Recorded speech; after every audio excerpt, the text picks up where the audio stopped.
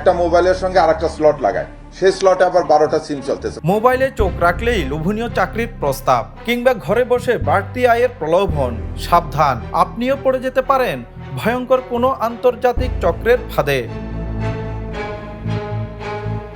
রাজধানীর বসুন্ধরা আবাসিক এলাকায় অভিযান চালিয়ে অবৈধ বিওআইপি ও অনলাইন জুয়া পরিচালনার অভিযোগে 3 চীনা নাগরিক সহ 4 জনকে গ্রেপ্তার করেছে ঢাকা মেট্রোপলিটন পুলিশের সাইবার ক্রাইম বিভাগ। গোপন সংবাদের ভিত্তিতে শনিবার রাতে একটি 6তলা ভবনে ঝটিকা অভিযান চালিয়ে তাদের আটক করা হয়। অভিযানে উদ্ধার করা হয়েছে 6000-এরও বেশি অ্যাক্টিভ সিম কার্ড, 20টি গেটওয়ে মেশিন, 14টি ল্যাপটপ, বিদেশি মদ ও নগদ অর্থ। ডিবি জানায়, আইনি নজরদারি এড়াতে চক্রটি একটি মোবাইলের সাথে বাহ্যিক একাধিক স্লট যুক্ত করে একসাথে 12টি সিম ব্যবহার করত। ফলে প্রতারিত হয়ে কেউ অভিযোগ করলেও ডিভাইস শনাক্ত করা ছিল প্রায় অসম্ভব।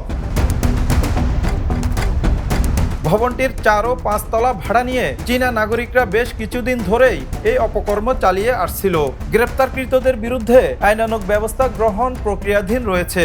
অপরিচিত কোনো সংকেত বা লোভনীয় লিঙ্কে ক্লিক না করতে ডিবি পুলিশের পক্ষ থেকে সাধারণ মানুষকে সতর্ক করা হয়েছে। ইসমাইল বাবু, দা নিউজ। দেশে দেশে সবার সাথে দ্য নিউজ।